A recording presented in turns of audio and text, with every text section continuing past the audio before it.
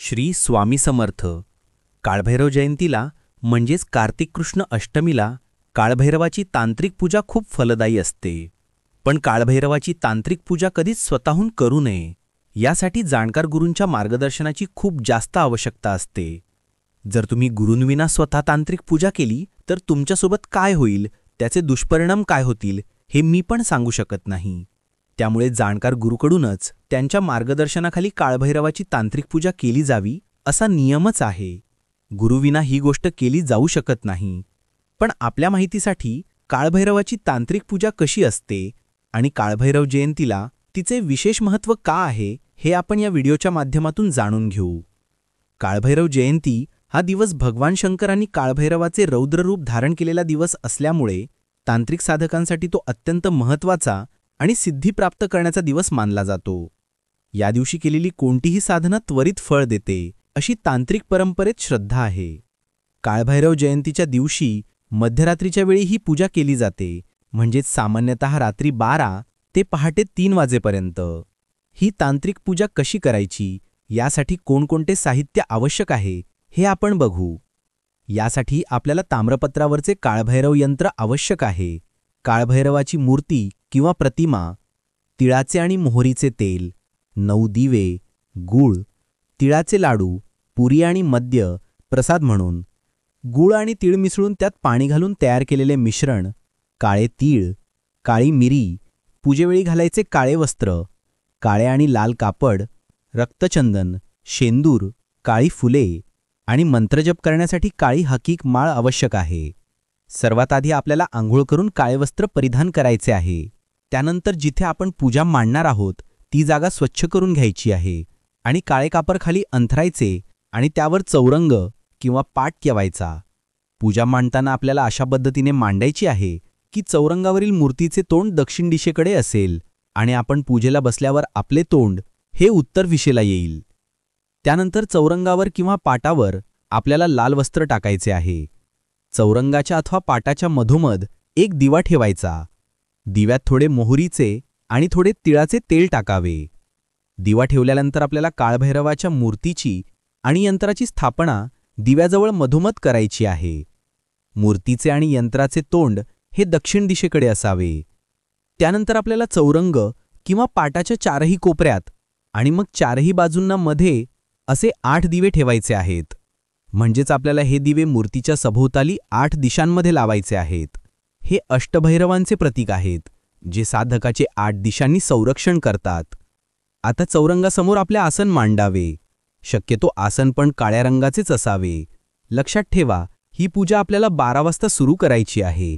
त्यामुळे पूजेची तयारी आणि मांडणी आधीच करून ठेवायची आणि आपल्या आसनाजवळ सर्व वस्तू आणून ठेवाव्या. 12 वाजले की आपण पूजेला सुरुवात करायची. त्यासाठी सर्वात आधी 2 पळी पाणी स्वतः प्राशन करून शुद्धीकरण करून घ्यावे. आपल्या गुरूंचे चरणस्पर्श करून त्यांना पूजेसाठी परवानगी मागायची. गुरु तुमच्या डोक्यावर हात ठेवतील तेव्हाच तुम्ही पूजा आरंभ करू शकता. गुरूंच्या परवानगीशिवाय पूजा आरंभ करू शकत नाही. केली तर त्याचे विपरीत परिणाम होतात. गुरूंकडून परवानगी मिळाल्यानंतर आपल्याला आपल्या आसनावर येऊन बसायचे आहे आणि गणपतीचे स्मरण करत गणेश वंदना करायची आहे. पूजेत कोणतेही विघ्न येऊ नये यासाठी गणपती देवतेला साकडे घालायचे आहे.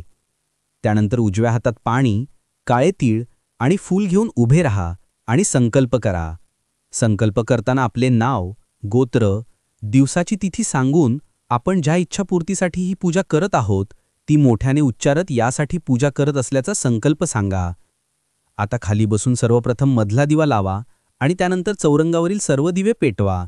त्यानंतर काळभैरवाच्या मूर्तीला आणि यंत्राला रक्तचंदन लावा आणि त्यानंतर शेंदुराचा टिळा लावा.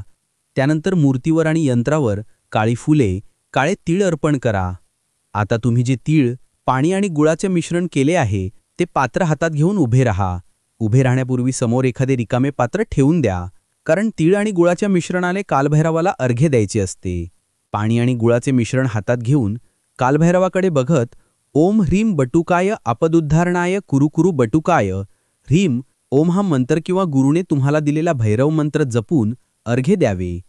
हे मिश्रण समोर ठेवलेल्या रिकाम्या पात्रात धार सोडून अर्पण करायचे आहे, मूर्तीवर नाही.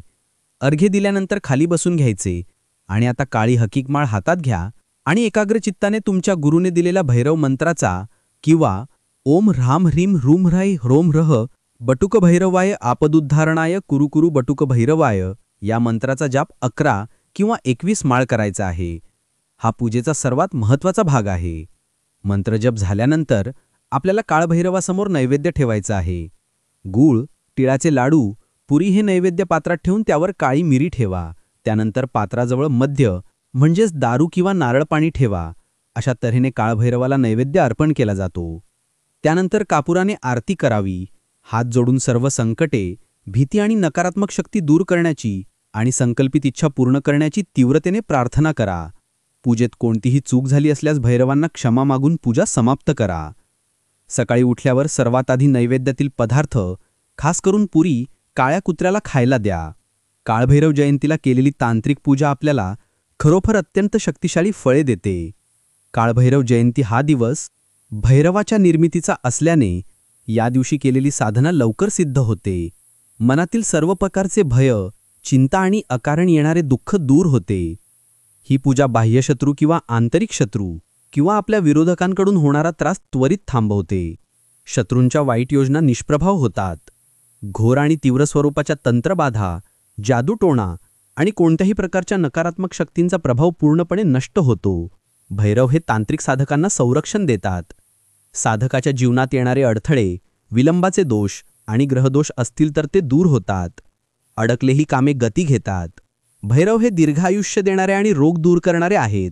ही पूजा दीर्घकालीन आजार आणि शारीरिक पीडा दूर करण्यासाठी अत्यंत प्रभावी मानली जाते. तसेच साधकाला भैरवाचे अदृश्य कवच प्राप्त होते, ज्यामुळे तो प्रत्येक संकटात सुरक्षित राहतो. तुम्हाला काळभैरवाच्या तांत्रिक पूजेचा हा व्हिडिओ कसा वाटला नक्की सांगा. आणि हो, गुरूंच्या मार्गदर्शनाशिवाय ही पूजा करू नये. हा फक्त माहितीपर व्हिडिओ असून तांत्रिक पूजेच्या काही गोष्टी यातून वगळल्या गेल्या आहेत, कारण त्याची माहिती फक्त गुरूकडूनच मिळू शकते. व्हिडिओ आवडला असेल तर नक्की लाईक करा,